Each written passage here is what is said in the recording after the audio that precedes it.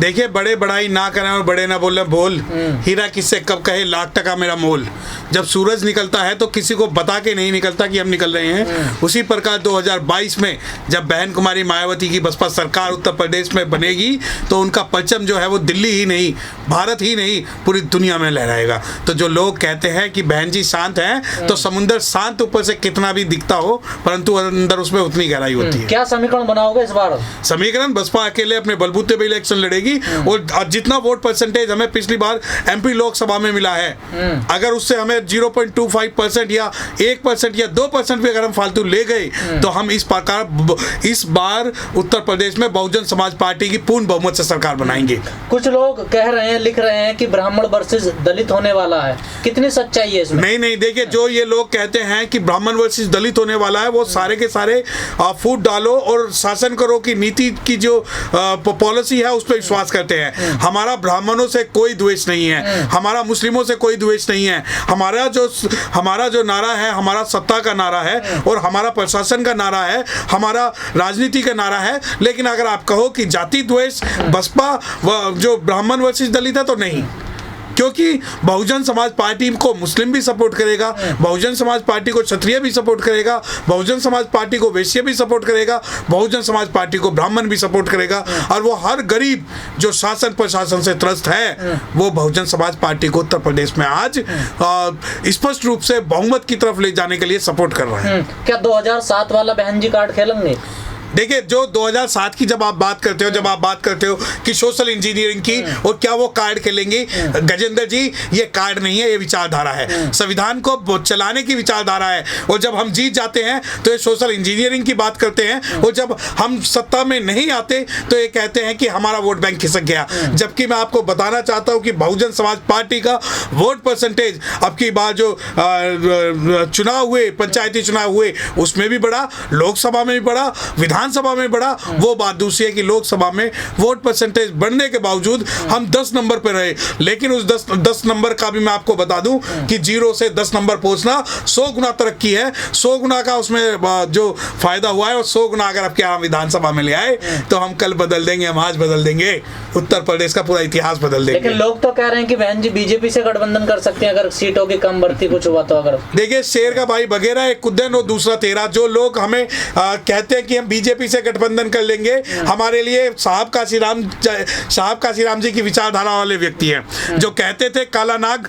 और हरा नाग। तो हमारे लिए कांग्रेस और बीजेपी में कोई भेद नहीं है, कोई विभेद नहीं है।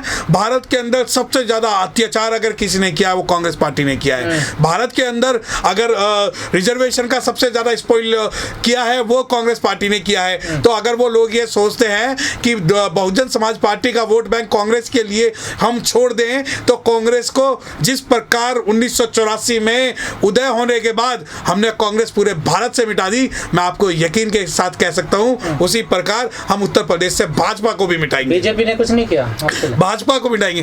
हाँ, बीजेपी ने किया, हमारा रिजर्वेशन का खत्म किया, हमारा SC/ST एट्रोसिटी एक्ट में हमारे हजारों सैकड़े बच्चों को जेल में डाला। बीजेपी ने डायरेक्ट इनडायरेक्ट रूप से हम पे इतने अत्याचार किए, और जो अत्याचार करने वाले लोग हैं उनको बचाया। तो बीजेपी की तो जो विचारधारा है, जो पॉलिसी है, वो हमेशा से ही जातिवाद और मनुवाद आधारित रही है, और जातिवाद और मनुवाद आधारित जो उसकी आइडियोलॉजी है उसका हम बिल्कुल भी सपोर्ट नहीं करते, ना ही बहुजन समाज पार्टी कभी उसका सपोर्ट करती है। और अगर करती तो अभी कुछ दिनों पहले जो बहन कुमारी मायावती जी ने PC अपनी प्रेस कॉन्फ्रेंस में मोहन भागवत को झाड़ा था, RSS को झाड़ा था और भाजपा को झाड़ा था, वो आप लोगों को देखना चाहिए। खतरा सबसे ज्यादा किससे? बीजेपी से या कांग्रेस से, सपा से या फिर भीम आर्मी से? देखिए, हमारे लिए ये सारे एक पक्ष में बैठे हुए लोग हैं, चाहे कांग्रेस हो, भाजपा हो, सपा हो या भीम आर्मी हो, ये सभी लोग हमारे विरोध में लड़ेंगे। और हम अकेले ऐसे लड़ेंगे जैसे कि अटल रहा, जो अपने पथ पर लाख मुसीबत आने में मिली सफलता, जग में उसको जीने में मर जाने में जिस प्रकार नदी का सीना फाड़ के एक चट्टान खड़ी रहती है, उसी प्रकार बहुजन समाज पार्टी उत्तर प्रदेश में इन सभी पार्टियों के मुकाबले में इलेक्शन लड़ेगी। और वो चाहे प्रत्यक्ष रूप से एक हो जाए, अप्रत्यक्ष रूप से एक हो जाए, हमारे कैंडिडेट को हराने के लिए ये वोटों का ट्रांसफर कर दे, पर हम जो है बहुजन समाज पार्टी का जो अब क्या 2022 में इलेक्शन होगा वो मजबूती से इलेक्शन लड़ेगी और उत्तर प्रदेश में अपनी सरकार बनाएगी। लेकिन जिनके साथ आपने 2019 में चुनाव लड़ा था गठबंधन में मिलकर, वो लोग कहते हैं कि बीएसपी वाले तो उतरते नहीं, विरोध करते नहीं सरकार का। किसका? कौन सी सरकार का? बीजेपी का। बहुजन समाज पार्टी की पॉलिसी यह है कि वो सड़कों पर उतरकर विरोध प्रदर्शन नहीं करती और ना ही वो सड़कों पर उतरकर विरोध प्रदर्शन करेगी।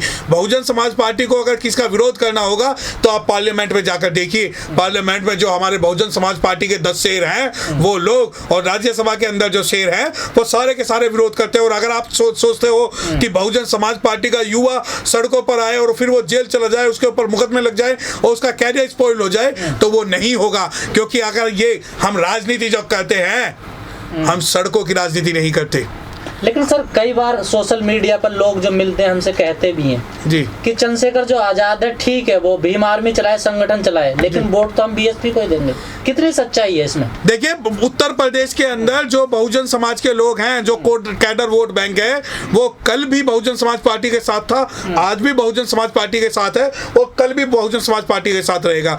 और रही बात जिस संगठन की आप बात कर रहे हो, वो संगठन कभी कांग्रेस को सपोर्ट करता है, वो संगठन कभी बीजेपी को सपोर्ट करता है, वो संगठन नोटंकी के नाम पर जो राष्ट्रीय मुद्दों को हाईजैक करने की जो कोशिश करता है, वो सिर्फ एक नोटंकी है। अगर उस संगठन को समाज के प्रति इतनी दया है, वो समाज के इतने बड़े इश्यूज उठा रहा है, तो क्यों जो यूपी के अंदर हमारा महल बना हुआ है उसमें उसकी दीवारें गिराने में लगा हुआ है? अगर तुम्हें अपनी झोपड़ी भी बनानी है तो पूरे भारत के जो 30 राज्य हैं उनके अंदर क्यों नहीं बनाते? परंतु नहीं, क्योंकि उन्हें पता है कि जो हमारा महल, जो हमारा घर बना हुआ है, उसे गिराने में ही उनकी शहनशाही है, उनकी शान है।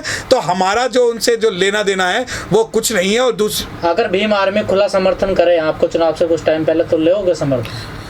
देखिए, हमारे लिए भीम आर्मी अगर समर्थन करती है तो हमारे ही समाज का एक वर्ग और हमारे ही समाज के जो युवा नेता हैं उनसे हम समर्थन लेंगे, बिना किसी कंडीशन के लेंगे। और समर्थन की तो बात ही नहीं है। आपने सवाल ही गलत पूछा है, क्योंकि पहली बात तो विरोध और समर्थन की बात नहीं है। भीम आर्मी का एक बहुत बड़ा पक्ष बहुजन समाज पार्टी को 2022 के इलेक्शन में वोट करेगा, तो उनसे समर्थन लेने की या गैर समर्थन की कोई सवाल ही नहीं उठता। अपनी तरफ से खुला समर्थन दे, वो कोई कंडीशन ना हो कि हम अपनी बड़ी बहन या बहन जी को हम अपना समर्थन देते हैं। देखिए, इसमें दो राय वाली बात ही नहीं है गजेंद्र जी।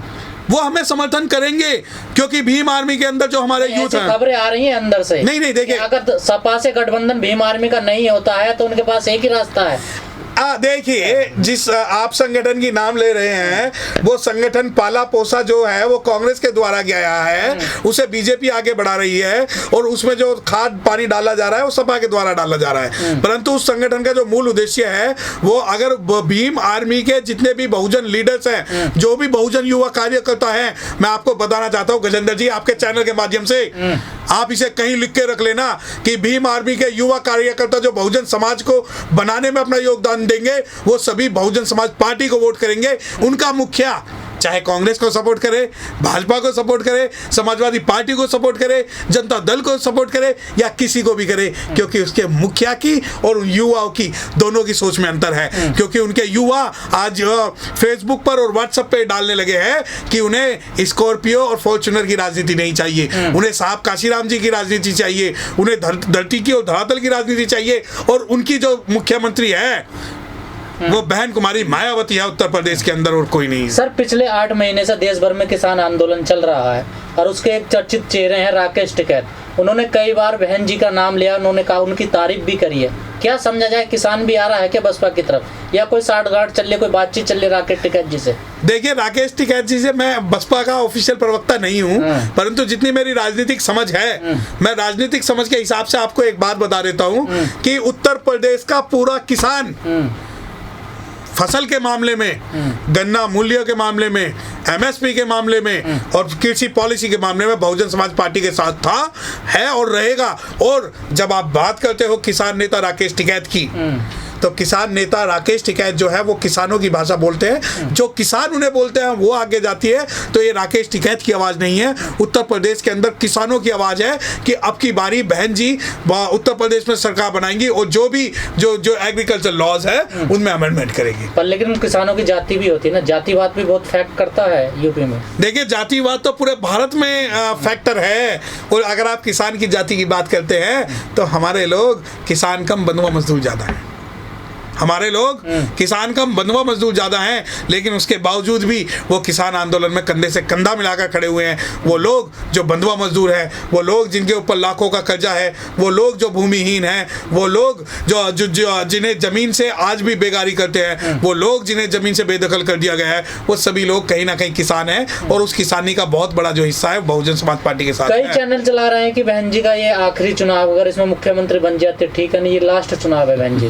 देखिए ये बात तो साहब काशीराम के बारे में कई चैनल कई सालों से चला रहे हैं, लेकिन दिक्कत ये है कि उस वक्त आपके जैसे बहुजन मीडिया नहीं थे। आज जो बहुजन मीडिया है वो उन्हें पता है सच्चाई क्या है। और रही बहन जी के आखिरी चुनाव की बात, बहन जी जब तक पीएम नहीं बनेंगी, इलेक्शन लड़ेंगी, या तो वो खुद बनेंगी या अपनी जनरेशन को बनवाएंगी, और बहन जी इलेक्शन लड़ेंगी।